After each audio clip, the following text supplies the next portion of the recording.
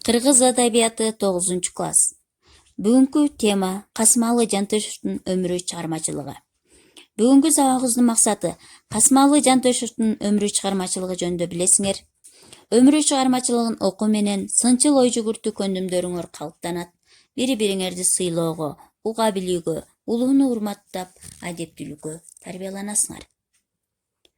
Прозаик жана драматург Касымалы Жантөшев, Каныбек, Хан Теңирдик Чабан, Жалындуу жаштар, Эки жаш, Биздин секретар, Менин тагдырым, Кара чач, Алым менен Мария, Курманбек жана башка роман, повесть, драмалар менен элибизге белгилүү. Аталган чыгармалардын айрымдары окурмандардын колунан түшпөс китебине айланган.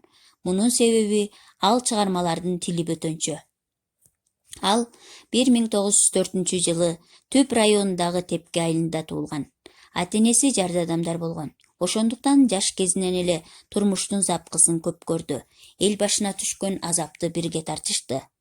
1916 жылкы Кыргыз элинин боштондук кыймылына, Кытай жерине качып барып, 1917 жылкы төңкөрүштөн кийин гана эл менен бирге кайтып келет. Алгач өз айылындагы башталгыч мектепти окуп, андан ары билимин Ош педагогикалык техникумунда улантат.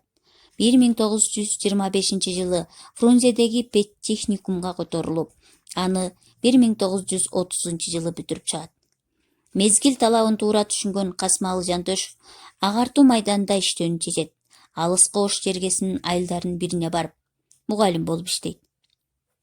Устаттык кесипте иштөө анын чыгармачылыгында зор роль ойноду. Анткени эл менен бирге болуу, алардын чыныгы турмушун өз көзү менен көрүп, кайгы кубанычын тең бөлүшүү жазуучунун келечектеги жарала турган чыгармаларына бай материалдардын бири.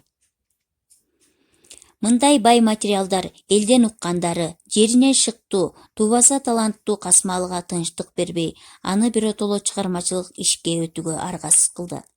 Бүгүнкү күндө да зор сүймөнчүлүк менен окулган Каныбек, Эки жаш роман, повесттердин негизи дал ушул жерде түзүлдү. Белгилүү сүрөткөрдүн чыгармачылык жолу драма жазуудан башталат. Педтехникумда окуп жүргөндө эле Койчулар, Лелиндин уулу, Биз комсомолецтер деген бир актылуу пьесаларды жазып, андагы айрым ролдорду өзү аткарып, режиссердук да кыла коюп көзгө көрүнө баштайт. 1928 жылы Улуттук театрыбыздын көшөгөсүн биринчилерден болуп ачкан Кара чач драмасы аны элге таанымал кылды. Бул пьеса айрым боордош элдердин театрларында да коюлуп келди. Мындай ийгиликтер драматургтун ого бетер шыктандырып, жаңы чыгармаларды жаратууга түрткү берди. Алым менен Мария, Жоголсун байлар, Дардаш ушундай болду. Кичинекей баатыр аттуу пьесаларды удалаш жазды. Бирок бул драмалар Касымалы Жантөшевдин чыныгы чыгармачылык жүзүн да аны ача албады. Аны бөтөнчө бир атак даңкка жеткирип, калың калктын сүйүктүү жазуучусуна айландырган Каныбек романы менен Эки жаш повести болду. Согуштан кийинки жылдарда да сүрөткөр чыгармачылык изденүүсүндө болуп, ири чыгармаларды жазды. Алар тематикасы, жанры боюнча ар түрдүү, сан жагынан да арбын. Бул жылдары Эл ырчысы, Бир үйдө, Каныбек, Биздин эл, Аз ого чалма сыяктуу драмалары, Хан Теңирдик Чабан, Жалындуу жаштык, Менин тагдырым жана башка роман, повесттери жарык көрдү. Кичинелердин чоң дүйнөсү да Касымалы Жантөшевдин көз жазымында калган жок. Айрым элдик жомокторду балдардын жаш өзгөчөлүктөрүнө ылайыктап иштеп чыгып, өнөрлүү балдар, Эркин адашканда, Кара шумкар сыяктуу чакан окуялары кызыктуу аңгемелерди жаратты. Өзгөчө Тилек ашу ашкан суу, фантастикалык повесттери окуучулардын сүйүктүү чыгармаларынан болуп калды.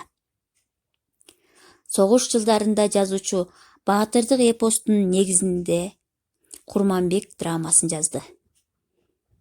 Элибиздин согуш учурундагы баатырдык иштерин чагылдырган Азаматтар, Өч, Биздин пионерлер ким кантти пьесаларын да жаратты. Анда эмесе балдар, Касымалы Жантөшевдин өмүрү чыгармачылыгын китебиңерден таап, андан башка интернет булактарынан материал таап окуйсуз.